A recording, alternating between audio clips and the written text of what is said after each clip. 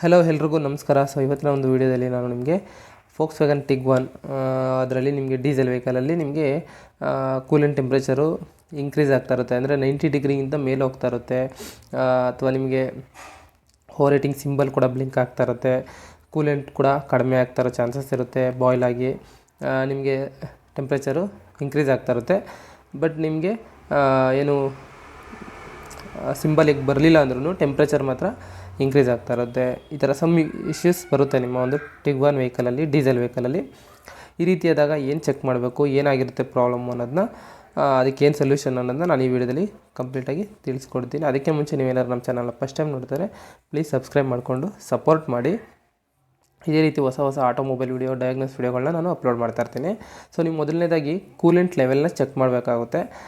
Coolant level check ಮಾಡಿ, ಮತ್ತು ಗಾಡಿ ಸ್ಟಾರ್ಟ್ ಮಾಡಿದಾಗ ನಿಮಗೆ ಕೂಲೆಂಟು ರಿಟರ್ನ್ ಬರ್ತಾ ಇದೆಯಾ ಅಂದರೆ ರಿಟರ್ನ್ ಪೈಪ್ ಅಂತೀವಿ, ಇದನ್ನ ನಾನು ನಿಮಗೆ ತೋರಿಸ್ತಾ ಇದ್ದೀನಿ. ರಿಟರ್ನ್ ಪೈಪ್ ಅಂತ ಇದನ್ನು ಚೆಕ್ ಮಾಡ್ಕೋಬೇಕು, ಸರಿನಾ? ಚೆಕ್ ಮಾಡಿದ ನಂತರ ನೀವು ವಾಟರ್ ಪಂಪ್ನ ಬಿಚ್ಚಬೇಕಾಗುತ್ತೆ. ಥರ್ಮೋಸ್ಟಾಟ್ ಏನಿರುತ್ತೆ ಅದ್ರ ಜೊತೆಗೆ ವಾಟರ್ ಪಂಪ್ನ ಬಿಚ್ಚಬೇಕಾಗುತ್ತೆ. ಸಮ್ಟೈಮ್ ನಿಮಗೆ ಥರ್ಮೋಸ್ಟಾಟ್ ಬ್ಲಾಕ್ ಆದ್ರೂ ನಿಮಗೆ ರಿಟರ್ನ್ ಬರ್ತಾ ಇರಲ್ಲ. ಸೊ ಚೆಕ್ ಮಾಡ್ಕೊಳ್ಳಿ. ಅದಕ್ಕೆ ಮುಂಚೆ ನೀವು ಮೇಯ್ನಾಗಿ ವಾಟರ್ ಪಂಪ್ನೇ ಚೆಕ್ ಮಾಡಿ. ಸೊ ವಾಟರ್ ಪಂಪ್ನ ನಾನು ನಿಮಗೆ ತೋರಿಸ್ತಾ ಇದ್ದೀನಿ. ಲೊಕೇಶನ್ ಬಂದು ನಿಮಗೆ ಇಂಜಿನ್ನು ರೈಟ್ ಸೈಡಲ್ಲಿ ಕಾಣುತ್ತೆ. ನಿಮಗೆ ನೀವು ನಿಂತ್ಕೊಂಡ್ರೆ ಲೆಫ್ಟ್ ಸೈಡ್ ಆಗುತ್ತೆ, ವೆಹಿಕಲ್ಗೆ ರೈಟ್ ಸೈಡಲ್ಲಿ. ಸೊ ನಿಮಗೆ ಮೊದಲನೇದಾಗಿ ನಾನು ಪಿಕ್ಚರಲ್ಲೇ ತೋರಿಸಿದ್ದೆ ವಾಟರ್ ಪಂಪ್ ಯಾವ ರೀತಿ ಲೊಕೇಟ್ ಆಗಿರುತ್ತೆ ಅನ್ನೋದು ಆ ಇಮೇಜಲ್ಲೂ ಕಾಣುತ್ತೆ, ಎಲ್ಲಿ ಲೊಕೇಟ್ ಆಗಿರುತ್ತೆ ಅಂತ. ಸೊ ಆ ಡಿಸೈನ್ ಕೂಡ ನಾನು ನಿಮಗೆ ಅದರಲ್ಲಿ ತೋರಿಸಿದ್ದೆ, ಮತ್ತು ಇದರಲ್ಲಿ ನಿಮಗೆ ಫಿಸಿಕಲಾಗಿ ತೋರಿಸ್ತಾ ಇದ್ದೀನಿ. ಇದು ವಾಟರ್ ಪಂಪು. ಆ್ಯಕ್ಚುಲಾಗಿ ಇದನ್ನು ನಾನು ನಿಮಗೆ ತೋರಿಸ್ತಾ ಇದ್ದೀನಿ, ನೋಡ್ತಾ ಇರ್ಬೋದು. ವಾಟರ್ ಪಂಪು ಈ ರೀತಿಯಾಗಿ ನಿಮಗೆ ಮೊದಲನೇ ಪಿಕ್ಚರಲ್ಲೇ ಕಾಣುತ್ತೆ ಲೊಕೇಟ್ ಆಗಿರೋ ಜಾಗ. ಸೊ ಅದನ್ನು ನಿಮಗೆ ತೋರಿಸಿದ್ದೆ. ಸೊ ಇವಾಗ ನಿಮ್ಗೆ ನೋಡ್ತಾ ಇರ್ಬೋದು, ಇದು ವಾಟರ್ ಪಂಪ್. ಆ್ಯಕ್ಚುಲಾಗಿ ಇದು ಎಲೆಕ್ಟ್ರಿಕಲ್ ಕಂಟ್ರೋಲ್ ವ್ಯಾಕ್ಯೂಮ್ ಪಂಪು, ಅಂದರೆ ವಾಟರ್ ಪಂಪು. ಸೊ ಈ ವಾಟರ್ ಪಂಪ್ನ ನೀವು ಚೆಕ್ ಮಾಡ್ಕೋಬೇಕಾಗುತ್ತೆ. ನೋಡ್ತಾ ಇರ್ಬೋದು ವಾಟರ್ ಪಂಪ್ನ ಬಿಚ್ಚಿರೋದು, ನಾನು ಬಿಚ್ಚಿ ನಿಮಗೆ ತೋರಿಸ್ತಾ ಇರ್ಬೋದು. ಸೊ ಈ ವಾಟರ್ ಪಂಪಲ್ಲಿ ನಿಮಗೆ ಇಲ್ಲಿ ಒಂದು ಗ್ಯಾಪ್ ಕಾಣ್ತಾ ಇರ್ಬೋದು. ಆ್ಯಕ್ಚುಲಾಗಿ ವಾಟರ್ ಪಂಪ್ ಆ್ಯಕ್ಚುಲಾಗಿ ಆ್ಯಕ್ಟಿವೇಟೆಡು ಡಿಆ್ಯಕ್ಟಿವೇಟ್ ಪೊಸಿಷನ್ ಅಂತ ಇರುತ್ತೆ. ಸೊ ಇದು ಆ್ಯಕ್ಟಿವೇಟ್ ಪೊಸಿಷನಲ್ಲೇ ಇದೆ, ಬ್ಲಾಕ್ ಆಗಿದೆ. ಅಂದರೆ ಆ್ಯಕ್ಟಿವೇಟ್ ಪೊಸಿಷನ್ ಅಂದರೆ ಆ್ಯಕ್ಟಿವೇಟ್ ಆಗಿರೋ ಪೊಸಿಷನಲ್ಲಿದೆ. ಸೊ ಅದರಿಂದ ನಿಮಗೆ ಇಲ್ಲೊಂದು ಗ್ಯಾಪ್ ಕಾಣುತ್ತೆ. ನಾನು ನಿಮಗೆ ಹೊಸ ವಾಟರ್ ಪಂಪಲ್ಲೂ ಕೂಡ ತೋರಿಸ್ತೀನಿ ಯಾವ ರೀತಿ ಇರುತ್ತೆ ಅಂತ. ಸೊ ಈ ವಾಟರ್ ಪಂಪ್ ಏನಾದರೂ ನಿಮಗೆ ಬ್ಲಾಕ್ ಆಗಿದ್ದರೆ, ಅಂದರೆ ಲಾಕ್ ಆಗಿದ್ದಾಗ ನಿಮಗೆ ಇದು ಬಂದು ಲೊಕೇಶನು. ನಾನು ನಿಮಗೆ ತೋರಿಸ್ತಾ ಇದ್ನಲ್ಲ, ಮೊದಲನೇ ಪಿಕ್ಚರಲ್ಲೂ ತೋರಿಸಿದ್ದೆ, ಇವಾಗೂ ತೋರಿಸ್ತಾನೆ. ಇದು ಬಂದು ಅದರ ಲೊಕೇಶನ್ನು, ವಾಟರ್ ಪಂಪ್ ಲೊಕೇಶನ್ನು.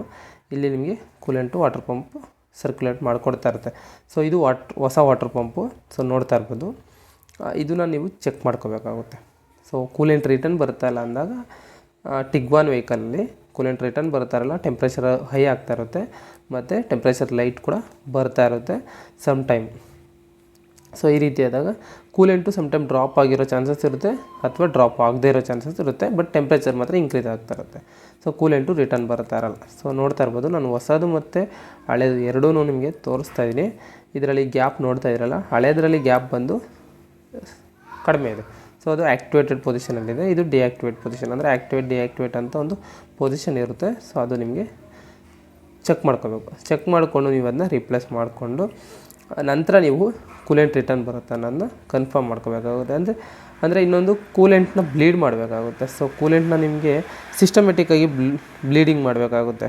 ಅಂದರೆ ನಿಮ್ಮ ಹತ್ರ ಏನಾದ್ರು ಡಯಾಗ್ನೋಸ್ ಟೆಸ್ಟರ್ ಇದ್ದರೆ ಅದರಲ್ಲಿ ಕೂಲೆಂಟ್ನ ಬ್ಲೀಡಿಂಗ್ ಆಪ್ಷನ್ ಇರುತ್ತೆ, ಅದನ್ನು ಮಾಡಿ ಕೂಲೆಂಟ್ ರಿಟರ್ನ್ ಬರ್ತಾ ಇದೆ ಅಂತ ಕನ್ಫರ್ಮ್ ಮಾಡ್ಕೊಂಡು ಕೂಲೆಂಟ್ನ ಫಿಲ್ ಮಾಡಿಕೊಂಡು ನೀವು ಈ ರೀತಿಯಾಗಿ ಈ ಒಂದು ಕೂಲೆಂಟು ಇಂಡಿಕೇಷನ್ ಅಥವಾ ಓವರ್ ಹೀಟಿಂಗ್ ಆಗ್ತಾ ಇರೋದು ಅಥವಾ ಟೆಂಪ್ರೇಚರ್ ಜಾಸ್ತಿ ಆಗ್ತಾ ಇರೋ ಒಂದು ಪ್ರಾಬ್ಲಮ್ಗೆ ಸೊಲ್ಯೂಷನ್ನ ಪಡ್ಕೋಬೇಕಾಗುತ್ತೆ. ಸೊ ಇದೇ ಇವತ್ತಿನ ಒಂದು ವಿಶೇಷ ವಿಡಿಯೋ. ಸೊ ವಿಡಿಯೋ ಇಷ್ಟ ಆಯಿತು ಅಂತ ತಿಳ್ಕೊತೀನಿ.